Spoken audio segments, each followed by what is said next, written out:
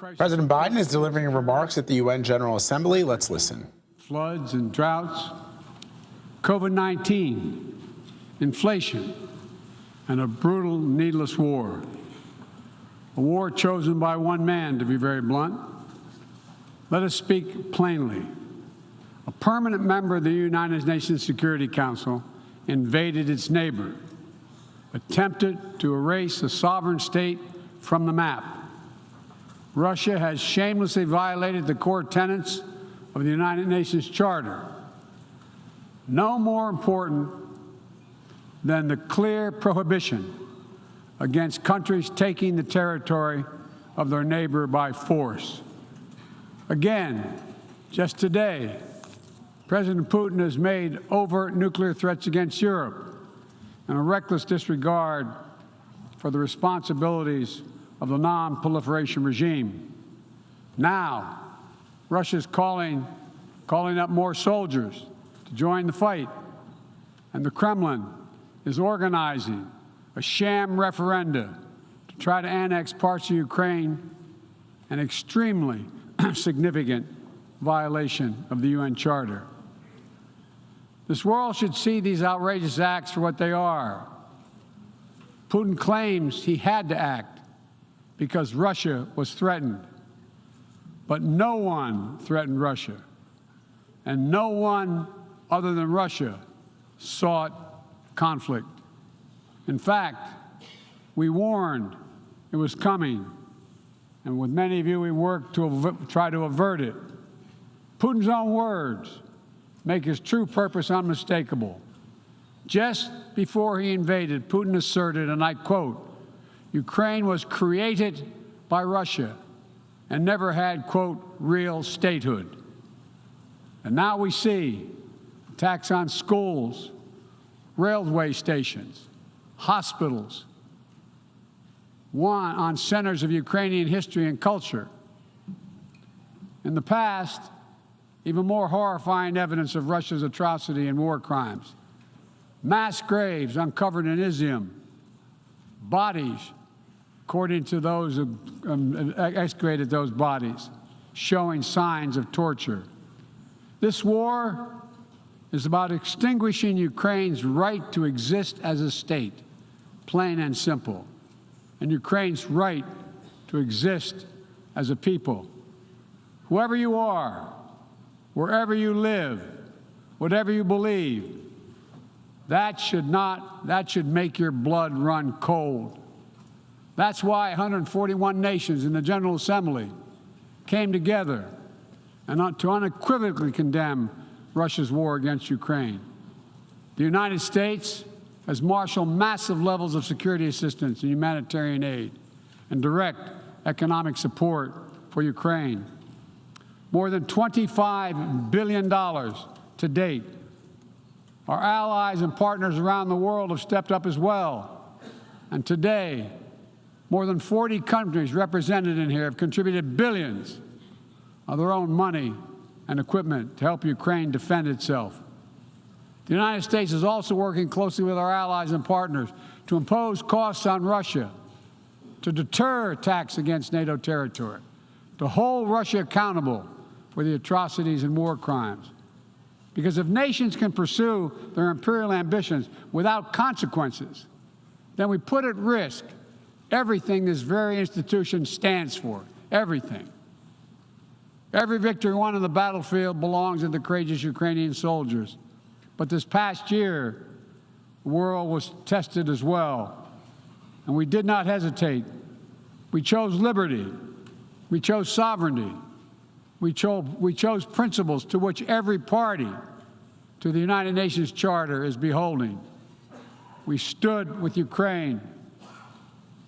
Like you, the United States wants this war to end on just terms, on terms we all signed up for, that you cannot seize a nation's territory by force. That the only country standing in the way of that is Russia.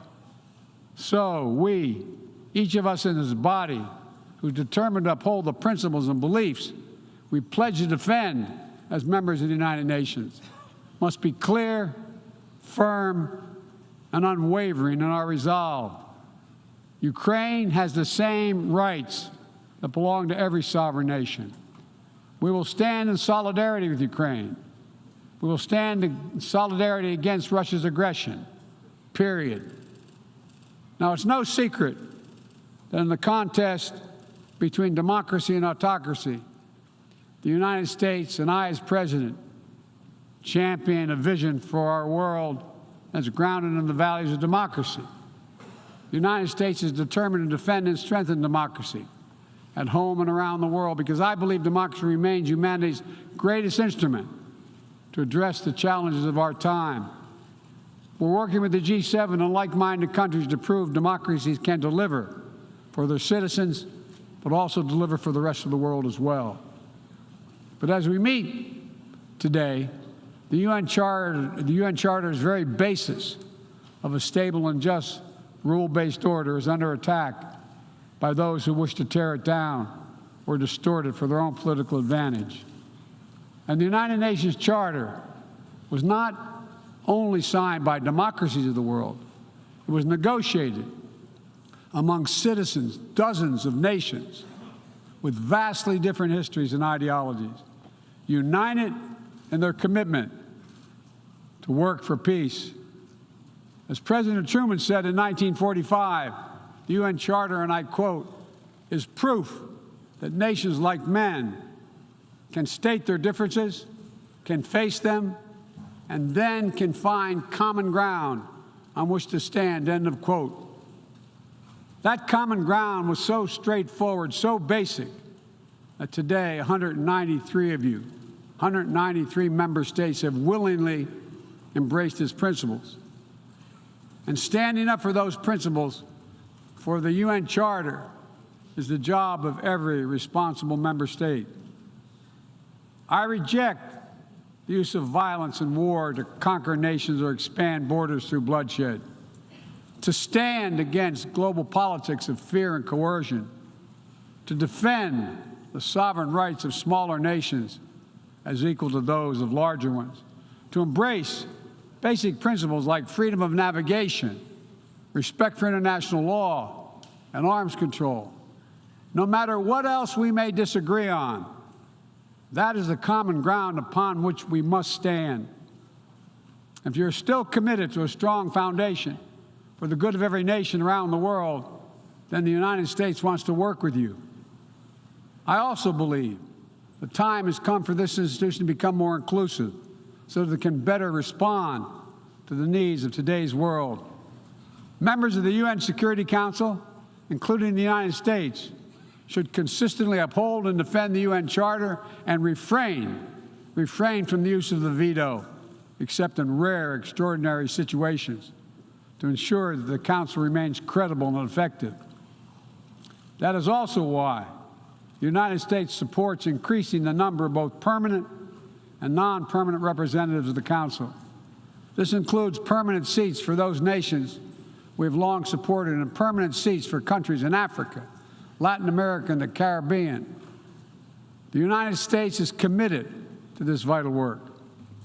In every region, we've pursued new, constructive ways to work with partners to advance shared interests, from elevating the Quad in the Indo-Pacific to signing the Los Angeles Declaration of Migration and Protection at the Summit of the Americas, to joining a historic meeting of 9 Arab leaders to work toward a more peaceful, integrated Middle East, to hosting the U.S.-Africa Leaders Summit in this December. As I said last year, the United States is opening an era of relentless diplomacy to address the challenges that matter most to people's lives, all people's lives. Tackling climate crisis, as the previous speaker spoke to, strengthening global health security, feeding the world. We made that priority, and 1 year later, we're keeping that promise. From the day I came to office, we've led with bold climate agenda. We rejoined the Paris Agreement, convened the major climate summits, helped deliver critical agreements on the COP26. We helped get 2/3 of the world's GDP on track to limit warming to 1.5 degrees Celsius. And now, I've signed a historic piece of legislation here in the United States that includes the biggest, most important climate commitment we have ever made in the history of our country, $369 billion toward climate change. That includes tens of billions in new investments in offshore wind and solar, doubling down on zero-emission vehicles, increasing energy efficiency, supporting clean manufacturing. Our Department of Energy estimates that this new law will reduce U.S. emissions by 1 gigaton a year by 2030, while unleashing a new era of clean energy-powered economic growth. Our investments will also help reduce the cost of developing clean energy technologies worldwide, not just in the United States. This is a global game changer, and none too soon. We don't have much time. We all know we're already living in a climate crisis. No one seems to doubt it after this past year. Much of Pakistan is still underwater, needs help. Meanwhile, the Horn of Africa faces unprecedented drought. Families are facing impossible choices, choosing which child to feed and wondering whether they'll survive. This is the human cost of climate change, and it's growing, not lessening. So, as I announced last year, to meet our global responsibility, my administration is working with our Congress to deliver more than $11 billion a year to international climate finance, to help lower-income countries implement their climate goals and ensure a just energy transition. The key part of that will be our PEPFAR plan, which will help 500 million people in especially vulnerable countries adapt to the impacts of climate change and build resilience. This need is enormous. So let this be the moment we find within ourselves the will to turn back the tide of climate devastation, and unlock a resilient, sustainable, clean energy economy to preserve our planet. On global health, we've delivered more than 620 million doses of COVID-19 vaccine to 116 countries around the world, with more available to help meet countries' needs. All free of charge, no strings attached, and we're working closely with the G20 and other countries in the United States help lead the change to establish a groundbreaking new fund for pandemic prevention, preparedness, and response at the World Bank. At the same time, we've continued to advance the ball on enduring global health challenges. Later today, I'll host the 7th replenishment conference for the Global Fund to fight AIDS, tuberculosis, and malaria. With bipartisan support in our Congress, I have pledged to contribute up to $6 billion to that effort. So I look forward to welcoming a historic round of pledges at the conference, resulting in one of the largest global health fundraisers ever held in all history. We're also taking down the food crisis head on, with as many as 193 million people around the world experience acute food insecurity, a jump of 40 million in a year. Today, I'm announcing another $2.9 billion in U.S. support for life-saving humanitarian and food security assistance for this year alone. Russia, in the meantime, is pumping out lies, trying to pin the blame for the crisis, the food crisis, on the sanctions imposed by many in the world for the aggression against Ukraine. So let me be perfectly clear about something. Our sanctions explicitly allow Russia the ability to export food and fertilizer. No limitation. It's Russia's war that is worsening food insecurity, and only Russia can end it. I'm grateful for the work here at the UN, including your leadership, Mr. Secretary General, establishing a mechanism to export grain from Black Sea ports in Ukraine that Russia had blocked for months. and we need to make sure it's extended. We believe strongly in the need to feed the world. That's why the United States is the world's largest supporter of the World Food Program, with more than 40% of its budget. We're the leading support of the UNICEF efforts to feed children around the world. To take on a larger challenge of food insecurity, the United States introduced a call to action, a roadmap to eliminating global food insecurity that more than 100 nation member states have already supported. In June, the G7 announced more than $4.5 billion to strengthen food security around the world through USAID's Feed the Future initiative. The United States is scaling up innovative ways to get drought and heat-resistant seeds into the hands of farmers who need them, while distributing fertilizer and improving fertilizer efficiency so that farmers can grow more while using less. And we're calling on all countries to refrain from banning food exports or hoarding grain while so many people are suffering. Because in every country in the world, no matter what else divides us, if parents cannot feed their children, nothing else matters. If parents cannot feed their children.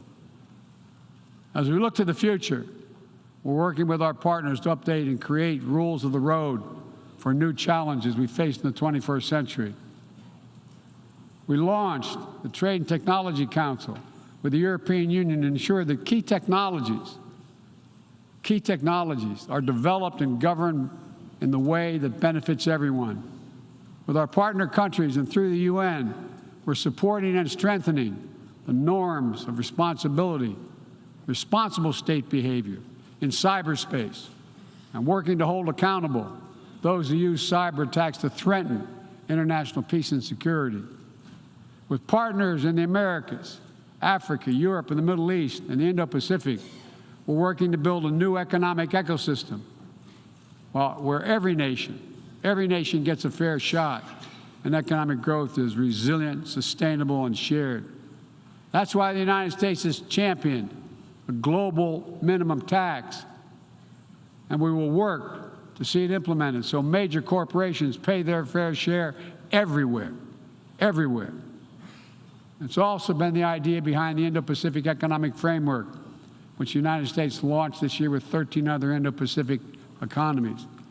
We're working with our partners in ASEAN and the Pacific Islands to support a vision for a critical Indo-Pacific region that is free and open, connected and prosperous, secure and resilient. Together with partners around the world, we're working to secure resilient supply chains that protect everyone from coercion or domination, and ensure that no country can use energy as a weapon. And as Russia's war riles the global economy, we're also calling on major global creditors, including the non-Paris Club countries, to transparently negotiate debt forgiveness for lower-income countries, to forestall broader economic and political crisis around the world.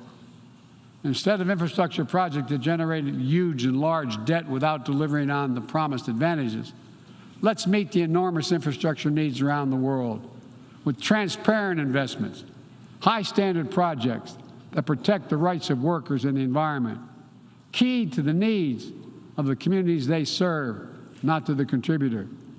That's why the United States, together with fellow G7 partners, launched a Partnership for Global Infrastructure and Investment. We intend to collectively mobilize $600 billion in investment through this partnership by 2027. Dozens of projects are already underway. Industrial-scale vaccine manufacturing in Senegal, transformative solar projects in Angola, first-of-its-kind small modular nuclear power plant in Romania. These are investments that are going to deliver returns not just for those countries, but for everyone. The United States will work with every nation, including our competitors, to solve global problems like climate change. Climate diplomacy is not a favor to the United States or any other nation, and walking away hurts the entire world. Let me be direct about the competition between the United States and China. As we manage shifting geopolitical trends, the United States will conduct itself as a reasonable leader. We do not seek conflict. We do not seek a Cold War.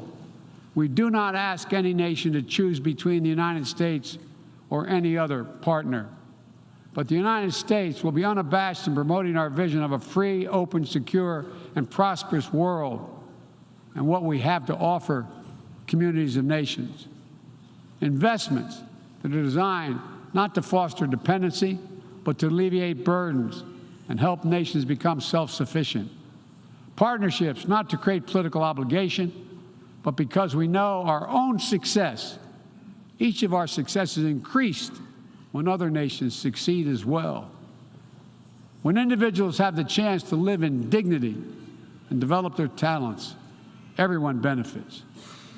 Critical to that is living up to the highest goals of this institution, increasing peace and security for everyone, everywhere.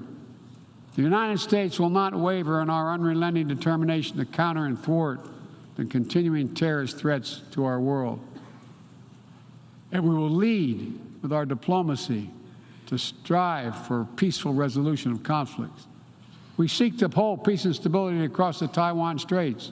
We remain committed to our one China policy, which has helped prevent conflict for 4 decades.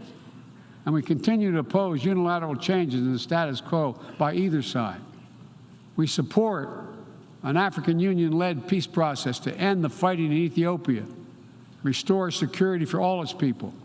In Venezuela, where years of political oppression have driven more than 6 million people from that country, we urge the Venezuelan-led dialogue and return to free and fair elections. We continue to stand with our neighbor in Haiti as it faces political, fueled gang violence and an enormous human crisis. And we call on the world to do the same. We have more to do. We'll continue to back the UN-mediated truce in Yemen, which has delivered precious months of peace to people that have suffered years of war. And we will continue to advocate for lasting negotiating peace between the Jewish and democratic state of Israel and the Palestinian people. The United States is committed to Israel's security, full stop. And a negotiated two-state solution remains, in our view, the best way to ensure Israel's security and prosperity for the future and give the Palestinians the state to which they are entitled. Both sides to fully respect the equal rights of their citizens. Both people enjoying equal measure of freedom and dignity. Let me also urge every nation to recommit to strengthening the nuclear non-proliferation regime through diplomacy. No matter what else is happening in the world, the United States is ready to pursue critical arms control measures. A nuclear war cannot be won and must never be fought. The 5 permanent members of the Security Council just reaffirmed that commitment in January. But today, we're seeing disturbing trends. Russia shunned the non-proliferation ideals embraced by every other nation at the 10th NPT Review Conference. And again today, as I said, they're making irresponsible nuclear threats to use nuclear weapons. China is conducting an unprecedented, concerning nuclear buildup without any transparency. Despite our efforts to begin serious and sustained diplomacy, the Democratic People's Republic of Korea continues to blatantly violate UN sanctions. And while the United States is prepared for a mutual return to the Joint Comprehensive Plan of Action if Iran steps up to its obligations, the United States is clear. We will not allow Iran to acquire a nuclear weapon. I continue to believe that diplomacy is the best way to achieve this outcome. The non-proliferation regime is one of the greatest successes of this institution.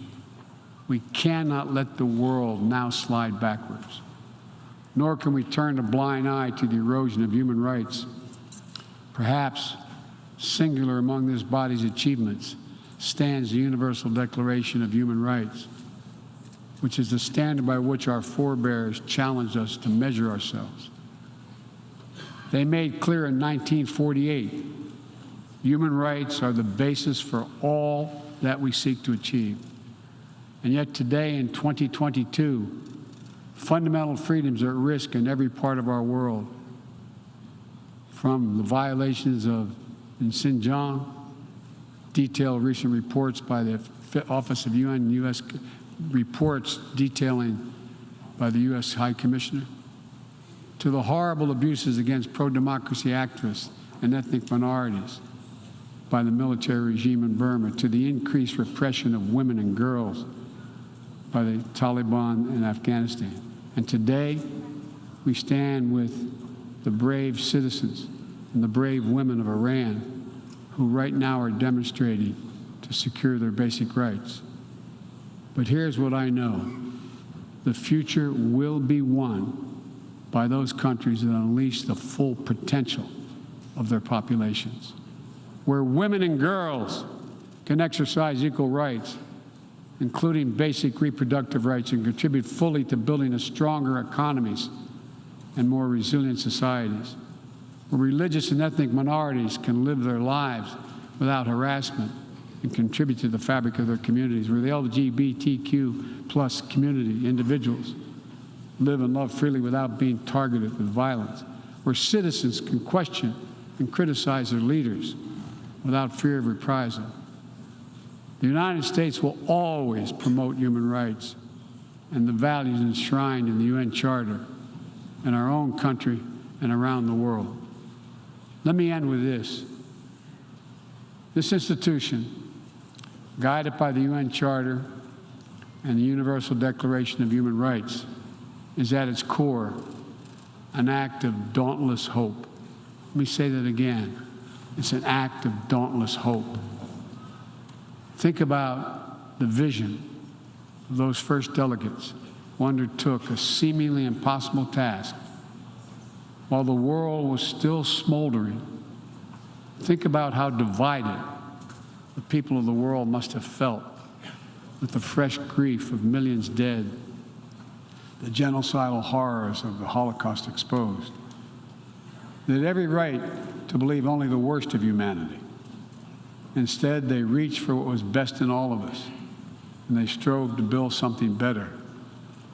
Enduring peace, comity among nations, equal rights for every member of the human family, cooperation for the advancement of all humankind. My fellow leaders, the challenges we face today are great indeed, but our capacity is greater. Our commitment must be greater still. So let's stand together to again declare the unmistakable resolve that nations of the world are united still, that we stand for the values of the UN Charter, that we still believe by working together we can bend the arc of history toward a freer and more just world for all our children, although none of us have fully achieved it. We're not passive witnesses to history. We are the authors of history. We can do this. We have to do it for ourselves and for our future, for humankind. Thank you for your tolerance, for listening to me. I appreciate it very much. God bless you all.